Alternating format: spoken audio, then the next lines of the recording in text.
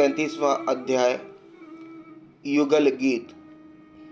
श्री सुखदेव जी कहते हैं, परीक्षित, भगवान श्री कृष्ण के गौओं को चराने के लिए प्रतिदिन वन में चले जाने पर उनके साथ गोपियों का चित्त भी चला जाता था।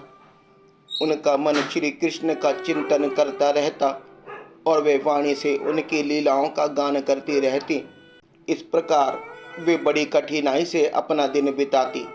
गोपियां आपस में कहती, अरे सखी, अपने प्रेमी जनों को प्रेम वितरण करने वाले और द्वेष करने वालों तक को मोक्ष दे देने वाले श्याम सुंदर नटनागर जब अपने बाएं कपोलों को बाई बाहू के ओर लटका देते हैं और अपनी बोहें नचाते हुए बांसुरी को अधरों से लगाते हैं तथा अपनी सुकुमार अंगुलियों को उसके छंदों पर फिराते हुए मधुर तान छेड़ते हैं, उस समय सिद्ध पत्नियां आकाश में अपने पति सिद्ध गणों के साथ विमानों पर चढ़कर आ जाती हैं और उस तान को सुनकर अत्यंत ही चकित तथा विस्मित हो जाती हैं।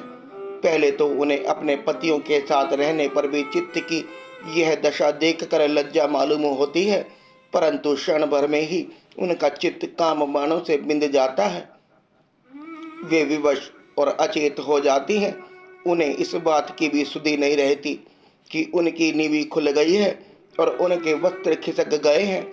अरे गोपियों, तुम यह आश्चर्य की बात सुनो। ये नंदनंदन कितने सुंदर हैं। जब वे हंसते हैं तब हास्य रेखाएं हार का रूप धारण कर लेती हैं, शुभ्र मोती सी चमकने लगती है। अरे वीर, उनके वक्ष स्थल पर लहराते हुए हार में हास्य की किरणें चमकने लगती है। उनके वक्ष स्थल पर जो श्री वत्स की सुनहली रेखा है वह तो ऐसी जान पड़ती है मानो श्याम मेघ पर बिजली ही स्थिर रूप से बैठ गई है। वे जब दुखी जनों को सुख देने के लिए विरहियों के मर्दक शरीर में प्राणों का संचार करने के लिए बांसुरी बजाते हैं, तब व्रज के झुंड बैल, गौएं और हरिण उनके पास ही दौड़ आते हैं। केवल आते ही नहीं सखी, दांतों से चबाया हुआ घास का ग्रास उनके मुंह में ज्यों का त्यों पड़ा रह जाता है। वे उसे ना निगल पाते और ना तो उगल ही पाते हैं। दोनों कान खड़े करके इस प्रकार स्थिर भाव से खड़े हो जाते हैं मानो सो गए हैं या केवल भीतर लिखे हुए चित्र हैं। उनकी ऐसी दशा होना स्वाभाविक ही है, क्योंकि यह बांसुरी की तान उनके चित्त को चुरा लेती है।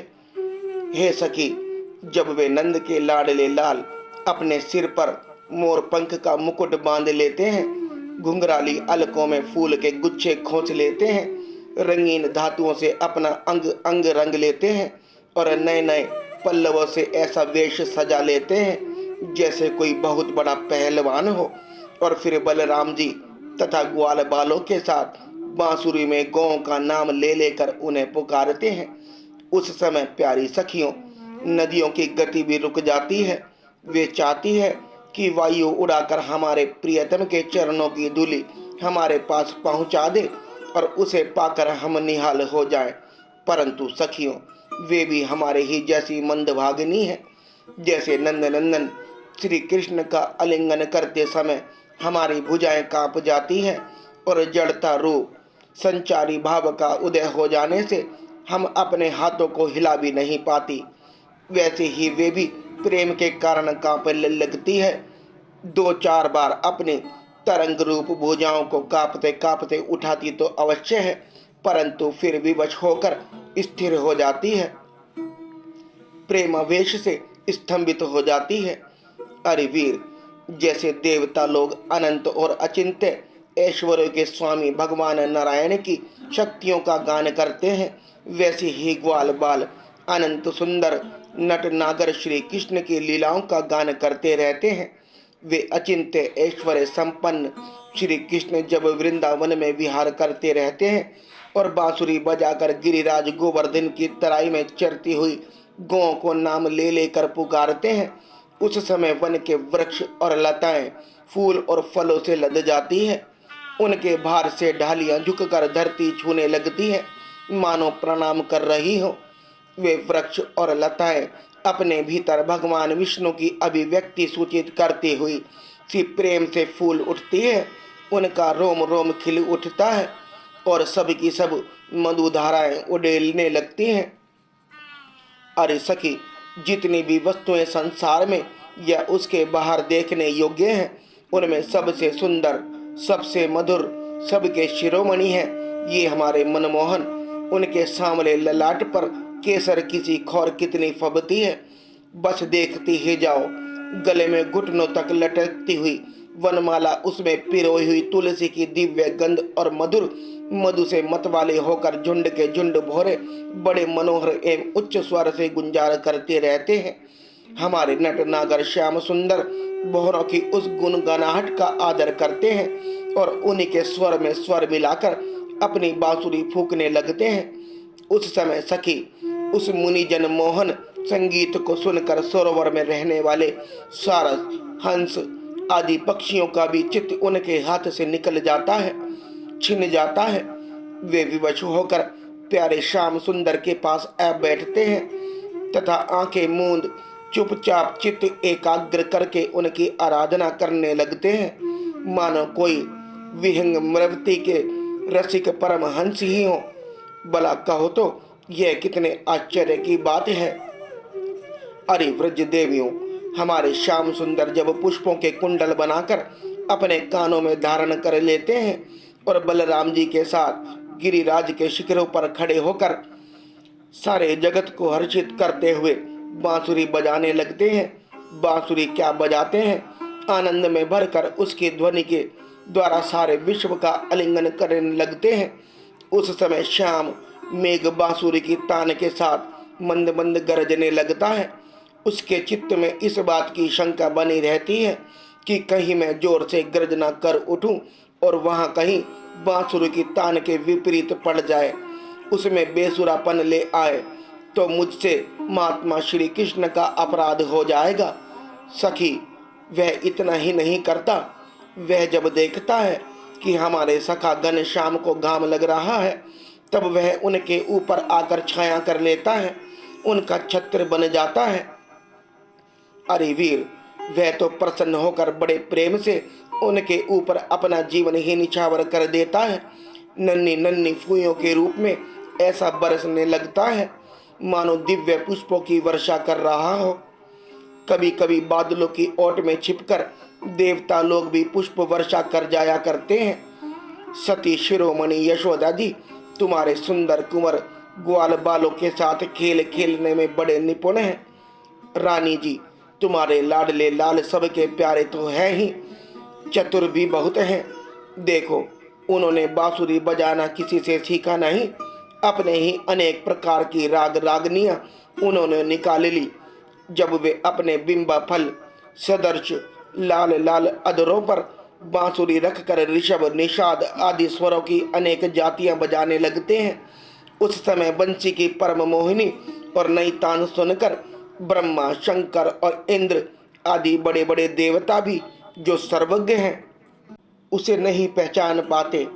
वे इतने मोहित हो जाते हैं कि उनका चित्त तो उनके रोकने पर भी उनके हाथों से निकलकर बंसी ध्वनि में तल्लीन हो ही जाता है, सिर भी झुक जाता है और वे अपनी सुध बुध खोकर उसी में तन्मय हो जाते हैं। अरे वीर, उनके चरण कमलों में ध्वजा, वज्र, कमल, अंकुश आदि के विचित्र और सुंदर सुंदर चिन्ह हैं। जब व्रज भूमि गौओं के खुर से खुद जाती है, तब वे अपने सुकुमार चरणों से उसकी पीड़ा मिटाते हुए गजराज के समान मंद गति से आते हैं और बांसुरी भी बजाते रहते हैं। उनकी वह बंसी ध्वनि, उनकी वह चाल और उनकी वह विलास भरी चितवन हमारे हृदय में प्रेम के मिलन की आकांक्षा आवेग बढ़ा देती है। हम उस समय इतनी मुग्ध, इतनी मोहित हो जाते हैं कि हिलडोल तक नहीं सकती, मानो हम जड़ वृक्ष हों। हमें तो इस बात का भी पता नहीं चलता कि हमारा जोड़ा खुल गया है या बंधा है, हमारे शरीर पर वस्त्र उतर गया है या है।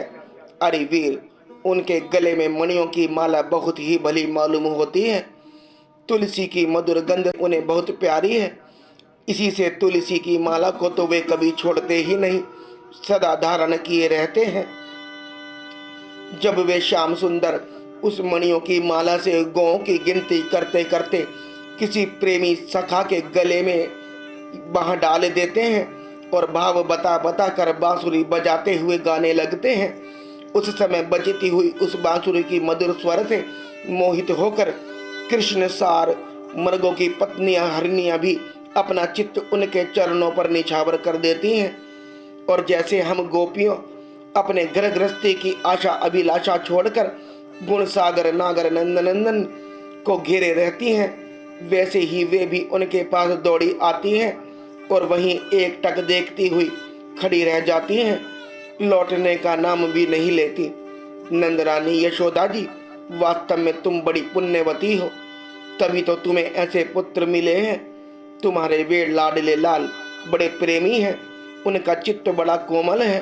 वे प्रेमी सखाओं को तरह तरह से हास परिहास के द्वारा सुख पहुंचाते हैं। कुंदकली का हार पहनकर जब वे अपने को विचित्र वेश में सजा लेते हैं और ग्वाल बाल तथा उनके गौं के साथ यमुना जी के तट पर खेलने लगते हैं, उस समय मलजय चंदन के समान शीतल और सुगंधित स्पर्श से मंद मंद अनुकूल बहकर वायु तुम्हारे लाल की सेवा करती है और गंधर्व आदि उपदेवता बंदी जनों के समान गा बजाकर उन्हें संतुष्ट करते हैं तथा अनेकों प्रकार की भेंटें देते हुए सब ओर से घेर कर उनकी सेवा करते हैं। अरे सखी, श्याम सुंदर ब्रज की गौं से बड़ा प्रेम करते हैं, इसलिए तो उन्होंने गोवर्धन धारण किया था।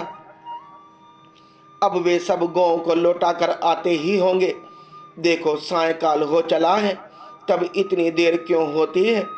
सखी, रास्ते में बड़े बड़े ब्रह्मा आदि वयोवृद्ध और शंकर आदि ज्ञानवृद्ध उनके चरणों की वंदना जो करने लगते हैं, अब गौं के पीछे पीछे बांसुरी बजाते हुए वे आते ही होंगे।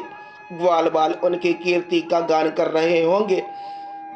देखो ना, यह क्या आ रहे हैं? गौं के खुरों से उड़ उड़कर बहुत सी धूल वनमाला पर पड़ गई है। वे दिन भर जंगलों में घूमते घूमते थक गए हैं, फिर भी अपनी इस शोभा से हमारी आंखों को कितना सुख कितना आनंद दे रहे हैं। देखो, ये यशोदा की कुख से प्रकट हुए सबको आनंदित करने वाले चंद्रमा हम प्रेमी जनों की भलाई के लिए, हमारी आशा अभिलाषाओं को पूर्ण करने के लिए ही हमारे पास चले आ रहे हैं। सखी, देखो कैसा सौंदर्य है। मदभरी आंखें कुछ चढ़ी हुई हैं, कुछ कुछ ललाई लिए हुए कैसी भली जान पड़ती हैं। गले में वनमाला लहरा रही है। सोने के कुंडलों की कांति से वे अपने कोमल कपोलों को अलंकृत कर रहे हैं। इससे मुंह पर अधपके बेर के समान कुछ पीलापन जान पड़ता है और रोम रोम से, विशेष करके मुख कमल से प्रसन्नता फूट पड़ती है। देखो, अब वे अपने सखा ग्वाल बालों का सम्मान करके उन्हें विदा कर रहे हैं। देखो देखो सखी, व्रज विभूषण श्री कृष्ण गजराज के समान मंद भरी चाल से इस संध्या की वेला में हमारी ओर आ रहे हैं। अब व्रज में रहने वाली गौओं का, हम लोगों का दिन भर असह विरह ताप मिटाने के लिए उदित होने वाले चंद्रमा की भांति ये हमारे श्याम सुंदर समीप चले आ रहे हैं। श्री सुखदेवी जी कहते हैं, परीक्षित, बड़भागिनी गोपियों का मन श्री कृष्ण में ही लगा रहता था। वे श्री कृष्ण में हो गई थी। जब भगवान श्री कृष्ण दिन में गौं को चराने के लिए वन में चले जाते, तब वे उन्हीं का चिंतन करती रहती और अपनी अपनी सखियों के साथ अलग अलग उन्हीं की लीलाओं का गान करके उसी में रम जाती। इस प्रकार उनके दिन बीतते जाते